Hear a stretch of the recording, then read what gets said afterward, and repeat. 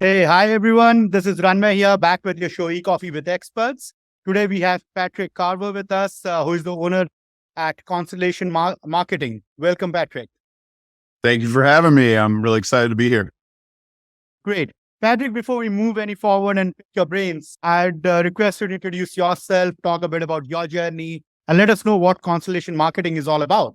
Absolutely. So my name is Patrick Carver, and I started Constellation about 7 years ago. I had been doing marketing for a sports software company, and I'll talk about this probably a little bit later, but I kept on getting questions from my father, who's a lawyer, a criminal defense lawyer, and about his marketing. And that kind of kicked off some ideas that I had about it, and eventually figured out that there was a need with it in that space and started working for him. And since then, we've grown consistently every year. So we're really happy to be able to work with about 85 law firms right now. And we are just really happy and fortunate. I think we have a great team and really appreciate opportunities like this to get to talk about us. Superb.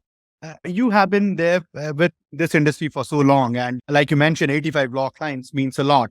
Could you please share with our listeners today the story behind the inception of Constellation and how your personal experience, like you mentioned with your father's law firm, influenced your decision to start this company? And how has been this journey so far, from starting with your father's law firm to 85 clients on board right now? Yeah, for sure. So when I got out of college, I thought I was going to start the next Facebook and just instantly be super successful. And I learned some hard lessons that entrepreneurship's much harder than that. And so what the mistake that I'd made was trying to build a business without a real need or a real idea that someone would pay for. And so when I got to the point in my career, I was doing marketing for a software company. I kept on having these conversations with my father, who's a criminal defense lawyer. And he was engaged with one of the big legal marketing companies in the US. And he would get these reports every month, send them over to me and basically say, what does this all mean? What do these statistics mean? Is this working? Is it not working? And really for him, all he knew is that he needed to be doing something to market his law firm. And this felt like a good solution. It felt like this is what most people were doing, and it checked all the boxes. They were doing SEO and ads, but he didn't really know exactly the value. And so I eventually relented and started looking into these reports. And after a little while, I figured out that what they were doing was not really contributing at all to new cases. All of his new cases were coming from people who were searching his name. And so that really allowed a light bulb went off for me that, hey, this stuff I'm doing over here on the software side with SEO, with advertising could really be applicable here. And I could actually show that line from investment to return on investment. And that's really that's when the light bulb went off, and I figured out that maybe I had something here that people would pay for. It was a service worth paying for. And so he let me get started and use his law firm as a test case, and the results were positive. And so after a little while, some colleagues reached out and asked if I could do the same thing for them. And that's when I really felt that momentum of, hey, I think there's something to this, and was able to start the business that I'd wanted to a few years earlier. Okay. But let's put it this way. Your dad was your first client, your colleagues were your second client. But how has been the journey from starting from scratch at home with your dad being your first client to building 85 clients till date? It's a huge journey. Talk us about it. Yeah, I think it's a journey that every entrepreneur goes through. And I think the struggle or the challenge is very similar for agency owners. You start with taking anybody you can get. And so in those early days, we were taking psychologists and other people who, just the friends and somehow were related to my network, and just to keep the lights on. But as time grew, we realized that the number one thing that we could do to help our growth was to deliver amazing results. And when we did that, people were pretty happy to talk about us and share us with friends and colleagues who were taking notice and looking to them because their business was going really good. And the early years, I would say up to the first 5 years or so, we really focused on referrals and kind of building that network of people who were connected to our clients. And about that time when we were trying to really scale and kind of move beyond that, we encountered a lot of the same challenges that our clients have, which are referrals are great, but they're often unpredictable. It's hard to scale them. And so we came to this conclusion that, the same thing we're doing for our clients, we needed to do for ourselves. And so since then, we've been doing a lot of email marketing. We've tested a lot of ads. We're increasingly doing SEO for our own firm. And those have been really the three biggest drivers of new business for us over the past 7 years. And so I think now we're really getting into that flow or getting that momentum of adding people who are non-referrals, who don't know us, but are in the market for legal marketing services. Hiring specialists, if I may put it that way. Absolutely. Yep. Yeah. Looking for people who have that proven experience. Absolutely. And referrals can also backfire. You cannot really be dependent on referrals to keep the lights on, as you mentioned. Right. If you were to emphasize on a couple of strategies as to how any business, let's say, who do not really have a marketing expert as you are, but they need to run their show. So what they should focus upon, top 3 factors, if they're not in the law segment, if they are not really having, let's say, very good referrals, they don't want to be dependent on that. 2, let's say they not really have a marketing expert like you are. And how do they run their show? What are the basics that they should be looking at and doing on a day-to-day basis to keep the lights on?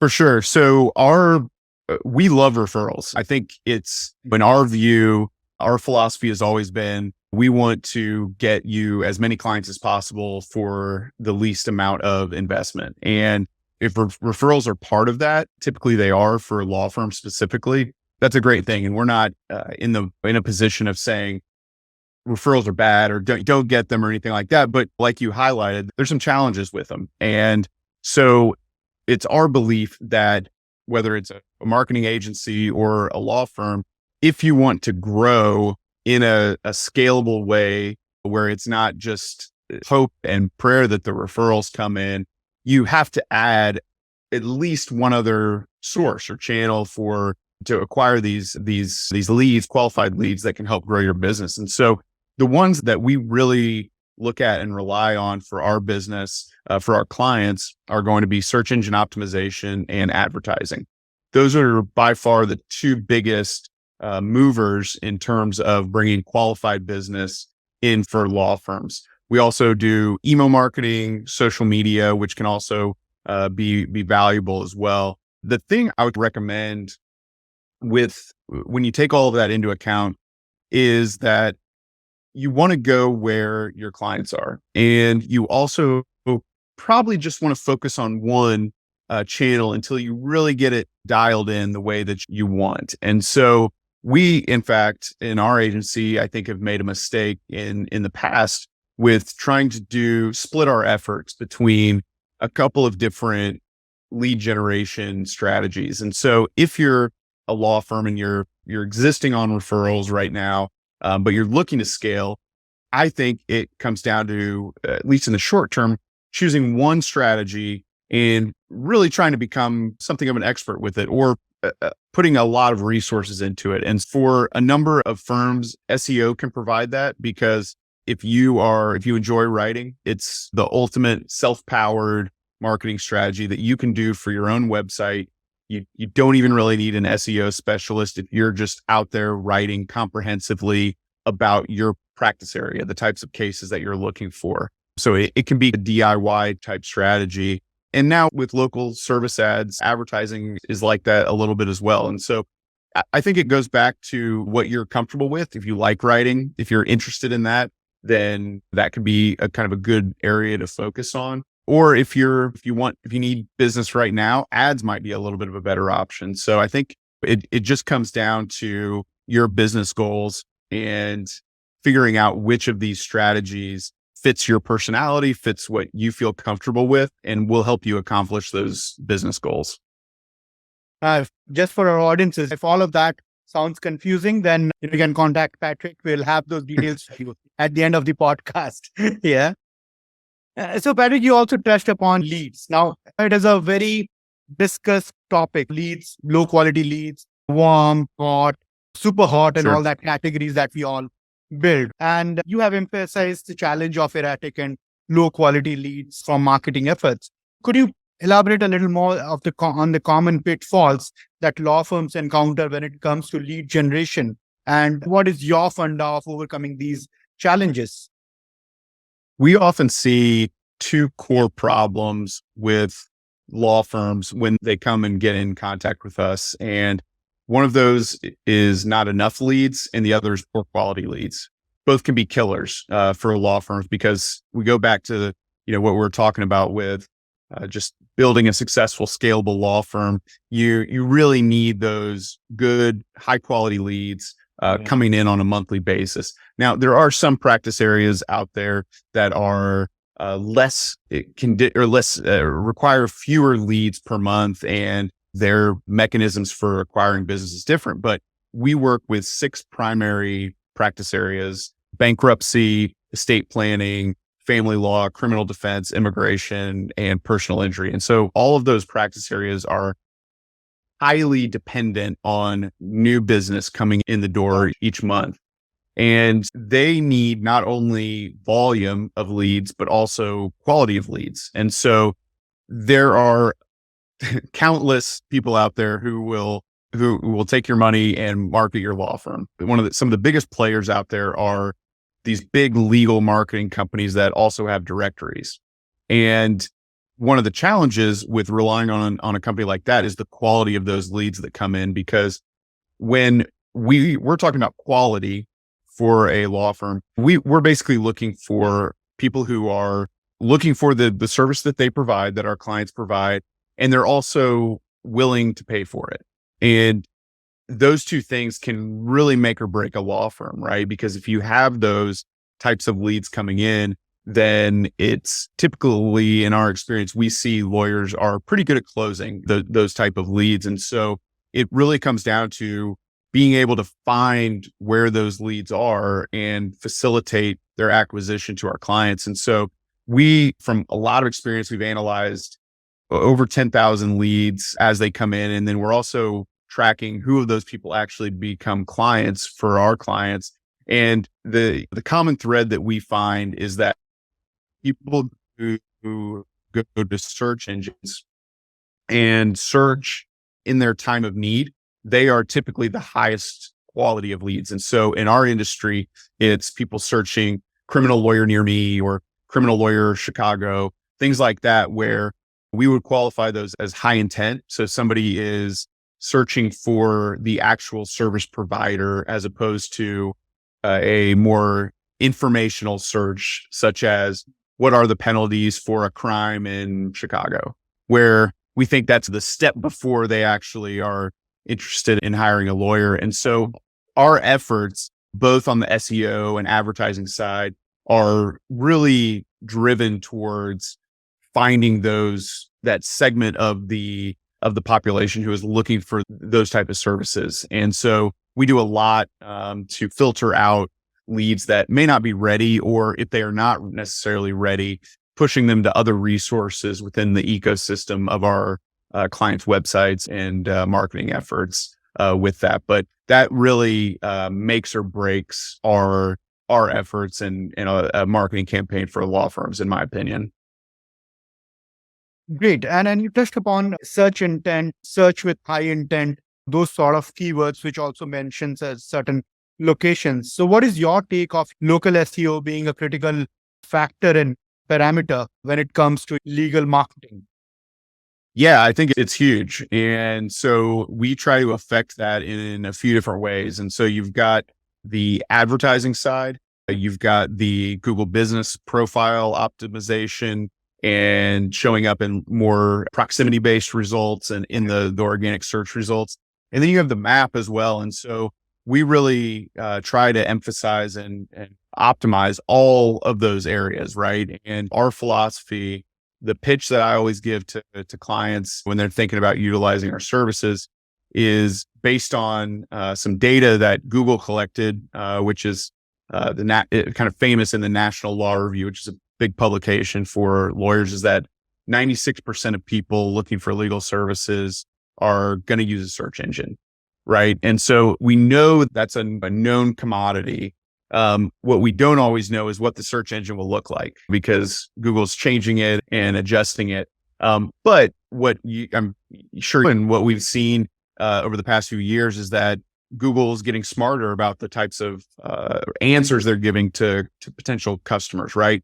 And so I think they are continuously making the responses, the search results more localized. And as part of that, it is going to pay for law firms to invest in that side of the business, because not only is it the kind of the number one area where people are going to look for their type of legal services, but most practice areas in law in the United States are going to be restricted to the state that they're practicing in. I'm in Georgia currently. A criminal defense lawyer in Georgia can't service a case out in California or Chicago. So that really limits the map in terms of who you can service at any given time. And so if you can't get those national clients and people in other countries, it's vital that you really dominate your local area. And so that's precisely where the local search marketing comes into play. Yeah, absolutely. And then talking about these websites, it obviously plays an important role in terms of conveying the message of a particular law firm, a brand, or even if, let's say, that it's a small setup, but what sort of practices are they into, let's say, their cases and their story. How do you go about advising your client on the kind of content that they should be putting up on website and then further optimizing it on a regular basis? Yeah, so we've focused a lot on topical authority over the past couple of years, and we're increasingly seeing that Google is prioritizing people who can comprehensively answer questions and comprehensively have material that cover the entire topics and other topics that are interrelated. And so when we're advising clients, our goal is to get them to a place of topical authority as soon as possible. And when we're looking at a topic like criminal defense, the example I keep using, we're looking at all of the components that go into that type of law, right? And so we're looking at both from a local perspective, state laws, national laws, how all of that interrelates to really back to the ideal client that they're looking for and the topics that are important to that ideal client. And then from there, we add content, we optimize it consistently on a month-to-month basis. And that really allows our client to have this big presence, this digital billboard that's out there. And then the other part of it too, I think, is we offer some guidance on just overall best practices for a website. And I think some of the real basic things that we stress are make it easy to get in touch, make your website easy to use and not take 20 seconds to load. Little things like that, just from a usability perspective, are vital, because if you can do all the SEO you want, you can write a million articles, but if it takes 3-5 seconds for your website to load and it's really difficult to schedule an appointment, people are going to move on. There's no real loyalty when someone's out there searching Google and looking for an attorney. It's just they want somebody who can solve their problem, and whoever has that kind of makes that path the easiest, they're going to have a really great opportunity to grow their business. Yeah, absolutely. It's a billboard advertisement wherein you just got first 7-10 seconds to make that impression for the client, for the consumer, for the client prospect to stick around on that website of yours, right? It's very crucial. Absolutely. And ever since we touched upon content, I cannot let you go without asking your take or letting our audiences know, what does Patrick Carver think about AI, Chat GPT, all this entire thing that we all are in? Yeah, I think it's not going anywhere. I will Oh, I will think that it's curious. I don't have a strong position right now with it. We personally, in our agency, we don't use AI developed content for our law firms. We have a pretty rigorous content development process with editors, human writers and editors and things like that. We have played around with it for things like social media posting and content in ancillary areas. And so look, I think it's going to continue. I think it's going to play a part. I'm just of the opinion that it's maybe snuck up on Google a little bit at this point, and so they're not totally sure how to incorporate it in their search results and just in the bigger, broader ecosystem of the internet. And so I think we're taking a wait and see approach where we want to understand it. We want to have practical experience with it, but we're also not in the camp of let's have everything written by AI and let's, instead of writing one really great article, let's write 100 and totally partner with that in our business just yet. But I think it's, like I said, I think it's here to stay. And so I think everybody has to pay attention to it and think about how it can impact their business, how you can incorporate it, and keep looking for ways to have it be part of the marketing strategy. absolutely. And Patrick, so we are done with the questions now, but before we let you go, I would like to play a quick rapid fire with you. I hope you're game for it. Of course, I'm ready. Great. What did you do with the first paycheck? Probably paid bills. We all did that.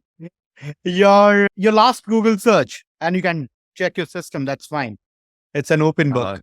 Or if you Yeah, that's a good one. I think it would have to be about SEO, related to SEO for bankruptcy lawyers. That's what I'm going to go with. Hey, you have a prospect inside then. We all know that now. Great. Your favorite book? Favorite book, I would say The Art of Happiness from the Dalai Lama. Okay.